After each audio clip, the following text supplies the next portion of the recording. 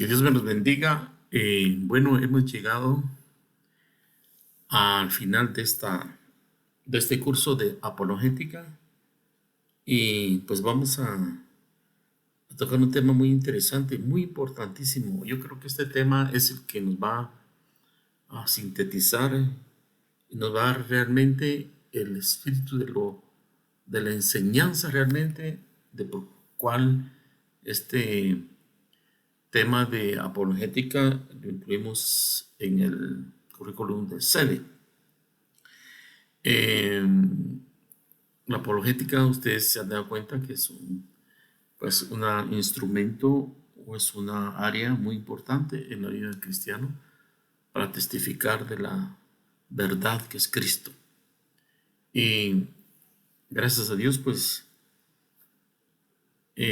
llegamos hasta aquí. Yo sé que ustedes han tenido una preparación, un equipamiento para que el Señor obre sus vidas y luego se haga una realidad con hechos, toda la inversión, porque no es en vano, todo esto tiene un propósito, una intencionalidad en el Señor y a su tiempo, o ya considero yo que está dando fruto, pero qué bueno que han terminado y que se continúen preparando y continúense llenando de la palabra, el conocimiento del Señor.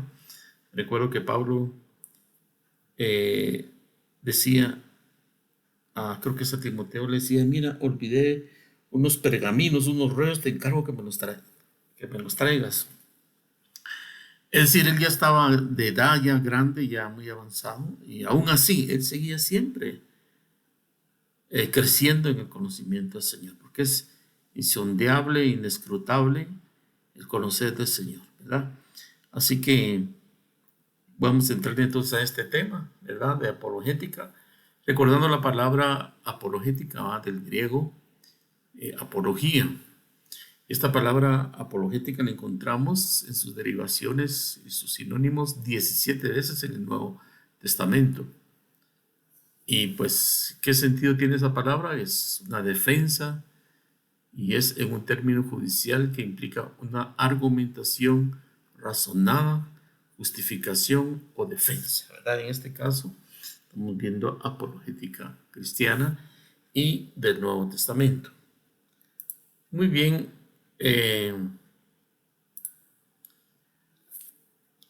En el Nuevo Testamento se da la plenitud de la revelación, la plenitud de la palabra del Señor. Eso es lo que integra y engloba todo lo que es la revelación. Como dice en Apocalipsis, el espíritu de la profecía es el testimonio de Cristo, ¿verdad? Entonces, tenemos que resaltar en apologética el poder de la palabra de Dios. Recuérdense que Pablo decía, porque el evangelio de Dios es poder. El evangelio es poder para salvación. Primeramente los judíos y luego los gentiles. Es la palabra poderosa, la palabra de Dios, lo que en apologética realmente se va a ministrar, se va como el evangelio, como buenas nuevas de salvación, pero es por medio de la palabra de Dios. Entonces tenemos que resaltar algo muy importante, ¿verdad? El poder de la palabra de Dios. Si nos vamos a Hebreos 11:3, en esta versión internacional, nueva versión internacional, dice, por la fe entendemos que el universo fue formado por la palabra de Dios, de modo que lo visible no provino de lo que se ve. Bueno, esta es la versión esta, ¿verdad? Muy bonita, pero donde resalta esto que dice acá, entendemos, o sea, nuestra fe no es una fe ciega, sino que es una fe con entendimiento, ¿verdad? Pablo decía en Efesios, si ustedes leen lo que les acabo de escribir antes, ustedes podrán entender, dice, leyendo el conocimiento que tengo yo del misterio de Cristo. Entonces es muy importante el entendimiento, ¿verdad? De que el universo fue formado por la palabra de Dios. Entonces, en este tema vamos a exaltar realmente lo que hace apologética, la palabra de Dios. Porque la palabra de Dios es poderosa, ¿verdad? Entonces, este sentir lo vemos en Pablo, cuando Pablo dice, oren también por mí, dice, para que Dios me dé las palabras que debo decir y para que pueda hablar con valor y dar así a conocer el designio secreto de Dios contenido en el Evangelio. Pero ¿qué sentir tiene aquí el apóstol Pablo? Que no es hablar por hablar.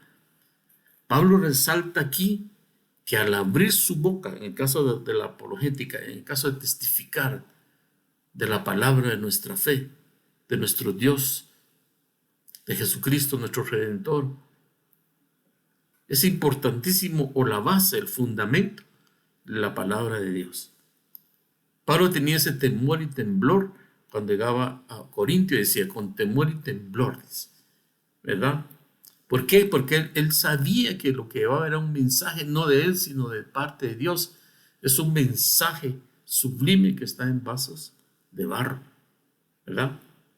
Entonces es muy importante lo que dice él aquí, ¿verdad?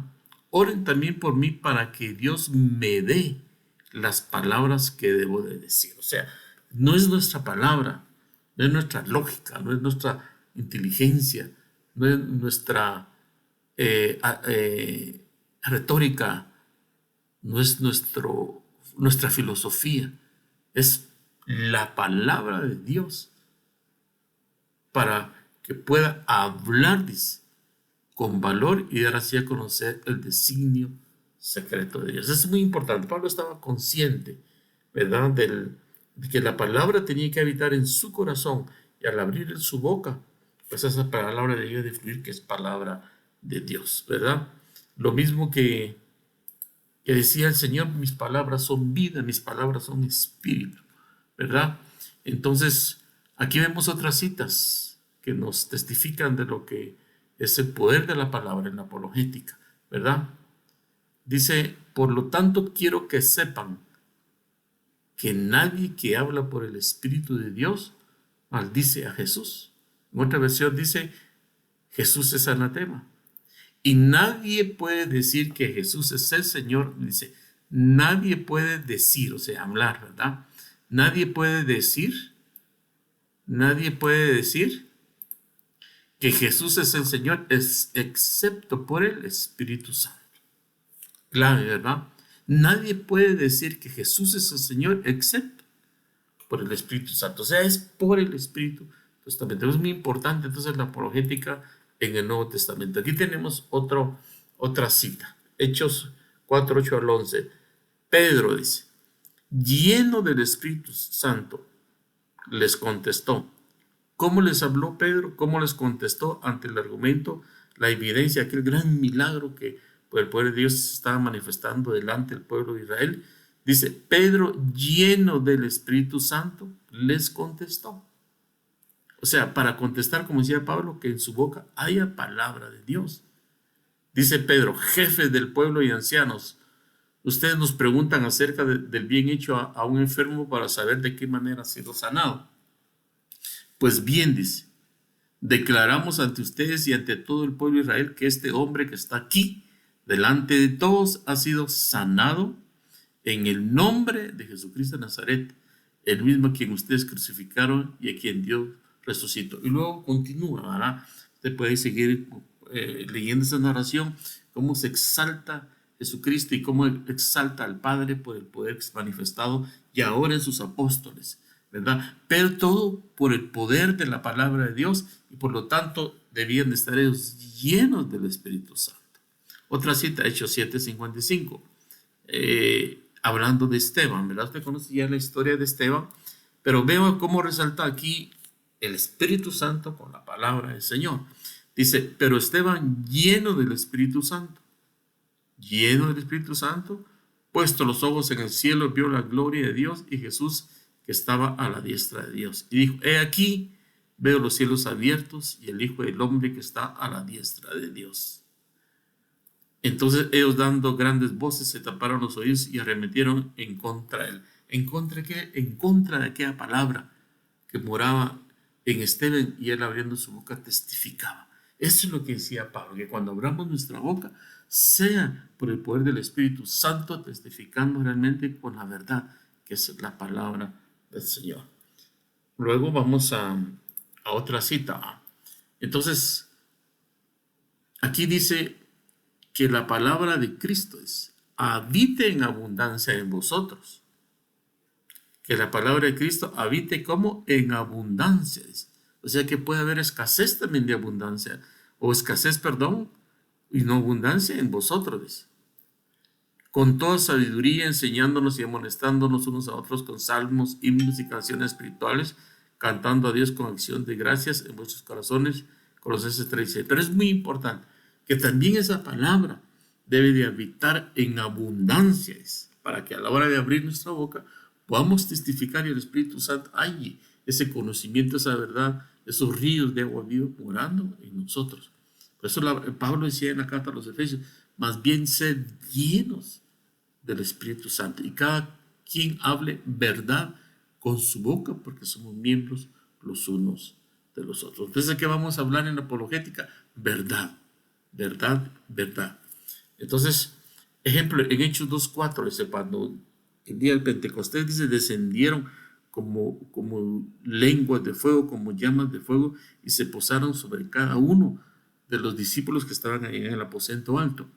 Pero mire lo que dice acá. Dice que todos fueron llenos del Espíritu Santo. Y como efecto, como consecuencia de ser llenos del Espíritu Santo, comenzaron a hablar.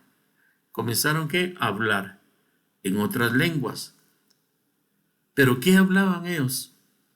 Según el Espíritu les daba habilidad para expresarse. O sea, cuando descendió el Espíritu Santo, ellos hablaban. Y entonces el Espíritu Santo les daba habilidad para expresar y manifestar las maravillas de Dios, pero era por el Espíritu Santo.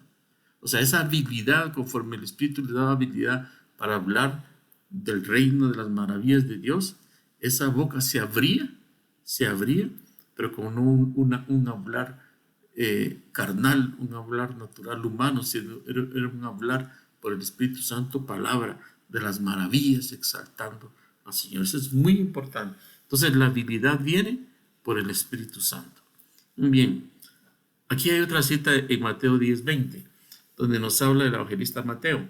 Pero cuando os entreguen, no os preocupéis de cómo o qué hablaréis, porque a esa hora se os dará lo que habréis de hablar, porque no sois vosotros los que habláis, miren, no sois vosotros los que habláis, dice, sino el Espíritu de vuestro Padre que habla en vosotros.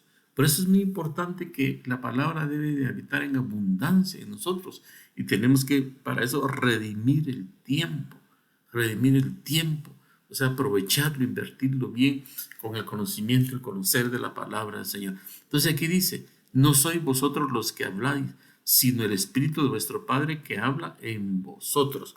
Mire cómo está esa conciencia, esa realidad realmente. Quien habla aquí en este pasaje es tremendo también en Juan 12:48-50. Dice, el que me rechaza y no recibe mis palabras, o sea, cuando hablamos, testificamos del Señor, si lo hacemos en el Espíritu o por el Espíritu, dice, el que me rechaza y no recibe mis palabras, tiene quien le juzgue.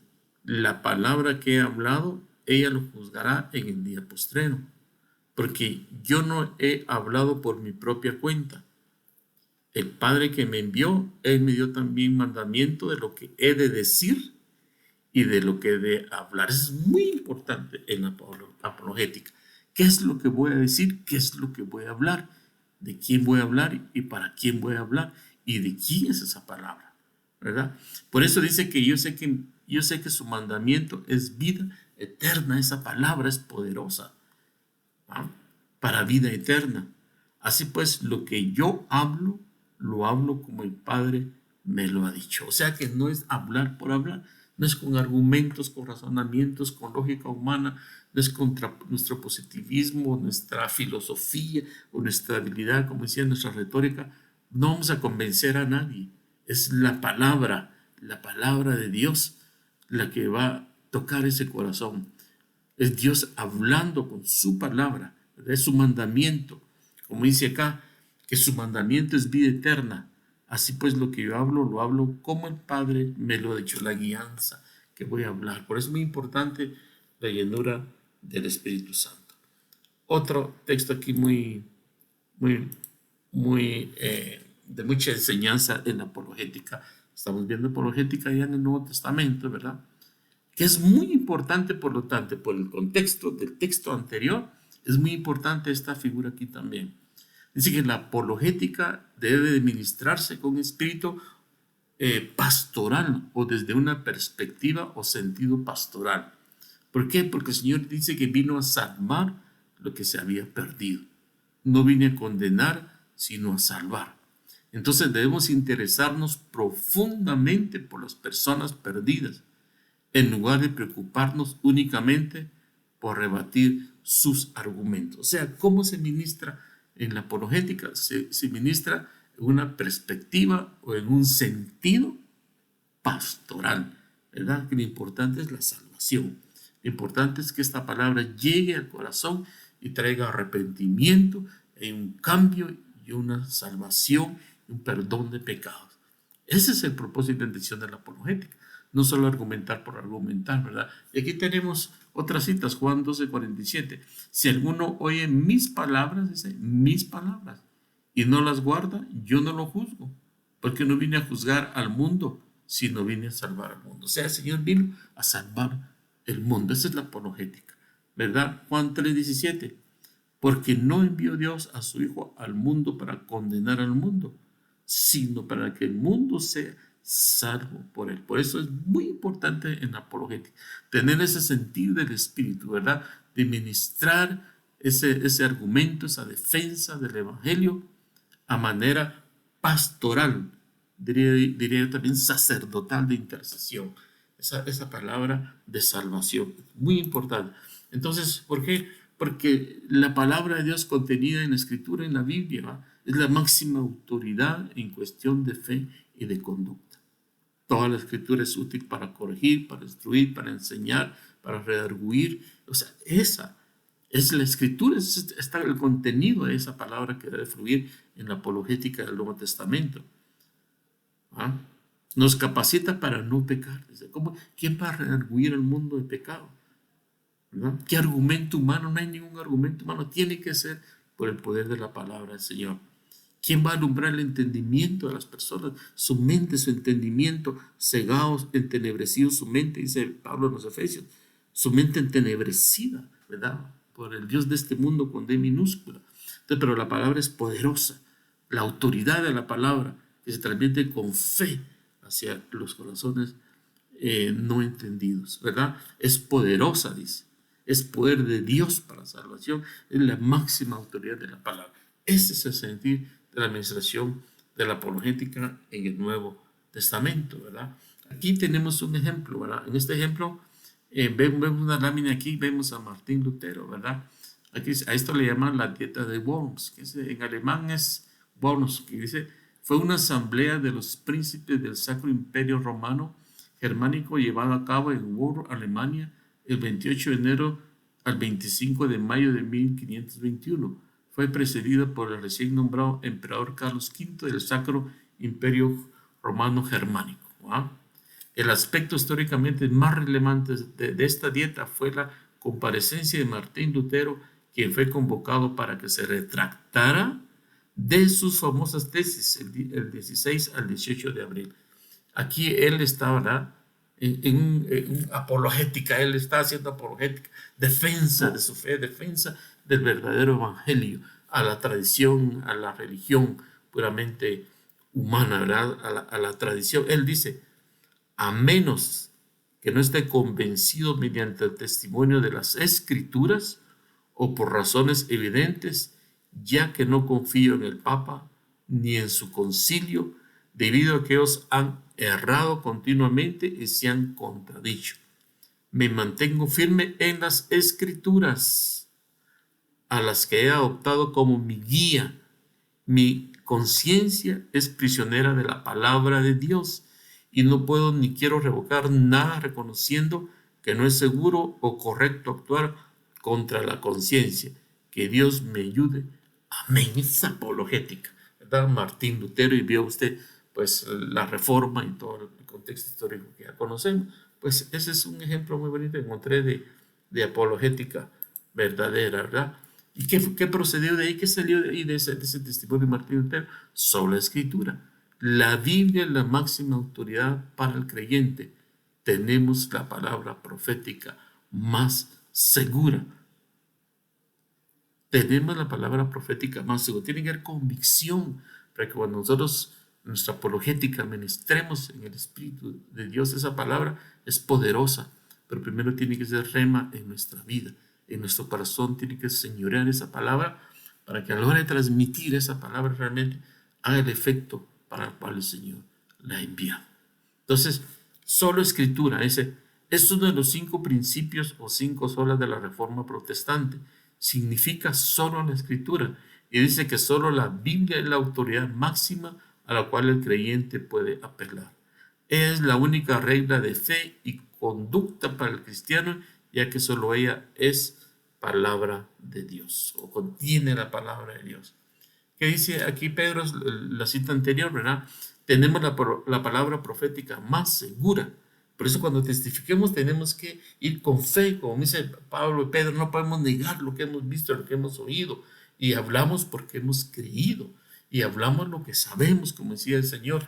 Nosotros, yo hablo, decía el Señor a Nicodemo, hablo lo que sé. Y eso es muy importante, que sea un testimonio vivo primero en nuestra vida, ¿verdad? Entonces dice, a esta palabra a la cual estás atentos como una antorcha que alumbra en lugar oscuro hasta que el día esclarezca y el lucero de la mañana salga en vuestra. No hay otra luz en este mundo más que la palabra, Señor. Es la luz verdadera, ¿verdad? Luego vamos aquí a apologética, la veracidad del Nuevo Testamento. Toda la escritura es inspirada por Dios y útil para enseñar, para redarguir, para corregir, para instruir en justicia, a fin de que el hombre de Dios sea perfecto. En el Nuevo Testamento está la plenitud de la revelación con la palabra inspirada, ¿verdad? Por el Espíritu de Dios. Esa palabra es la que hace apologética verdaderamente. La palabra de Dios es poderosa espiritualmente. Dios dijo en Isaías 55, así será mi palabra que sale de mi boca. No volverá a mí vacía, sino que hará lo que yo quiero y será prosperar en aquello para que le envíe. Hebreos dice, porque la palabra de Dios es viva y eficaz y más cortante que toda espada de 2 filos y penetra hasta partir el alma y el espíritu y las coyunturas y los tuétanos y discierne los pensamientos y las intenciones del corazón. No hay nada que pueda penetrar al asiento donde está la voluntad, los sentimientos del yo, el pensamiento del ser humano, el pecado enraizado, más que solamente la palabra del Señor. Esa es apologética, por la palabra del Señor. Entonces es muy importante que nosotros vemos cómo se contraataca esa verdad, esa palabra. ¿Va? La crítica histórica moderna postula injustamente que los textos evangélicos, por su carácter propagandístico, no son dignos de confianza. Son presentados en términos negativos como textos tendenciosos. Eso es lo del maligno, las tinieblas. Es decir, como documentos que están al servicio de la propagación del mensaje de la iglesia y por ello se debe desconfiar de su veracidad histórica. Qué tremendo. Pero nosotros sabemos en quién estamos confiando y que la palabra de Dios es la verdad. Es verdad. La palabra de Dios es poderosa. Amén. Entonces, ¿cuál es la convicción en cuanto a la Biblia, en cuanto a la Escritura? ¿Creemos realmente que la Biblia contiene la palabra de Dios? ¿Podemos comprobar realmente que la Biblia es palabra de Dios en su contenido? ¿La palabra de Dios?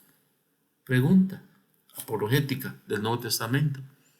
Diocleciano, un emperador romano que mandó que las Biblias fueran quemadas. ¿Va? Siempre va a haber oposición.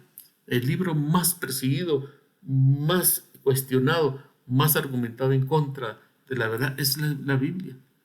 Pero la palabra de Dios es indestructible, ¿verdad? Gloria a Dios. Entonces, la Biblia es indestructible porque toda carne es como hierba y toda gloria del hombre como flor de la hierba.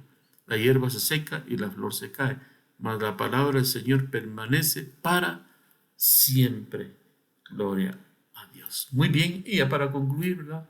Solo agregué esto acá, donde dice apologética. ¿Será más lo que hacemos, más que lo que decimos o lo que hablamos acerca de Jesús? ¿O más lo que somos que lo que decimos? La mayor apologética es nuestra propia vida, que testifica del único Dios vivo y verdadero y su Hijo. Amén. Muy importante en este tiempo apocalípticos, tiempos finales, donde realmente nuestra apologética, nuestro hablar, nuestra manifestación y testificar de la verdad, lo tenemos que manifestar primeramente a través de nuestra vida, manifestando que hay un señorío de esa palabra en nuestro corazón y Jesús es Señor en nuestro corazón y en nuestra vida. Muy bien, bueno, aquí terminamos este tema de apologética. Que Dios me los bendiga, Dios me los guarde y qué bueno que con ayuda del Señor concluimos este año y que pronto nos veremos y estaremos saludándonos cordialmente. Así que Dios me los bendiga, hermanos. Muchas gracias por su atención y por su dedicación y su esfuerzo y que le creímos al Señor para llegar hasta este tiempo final. Que Dios me los bendiga. Amén y amén.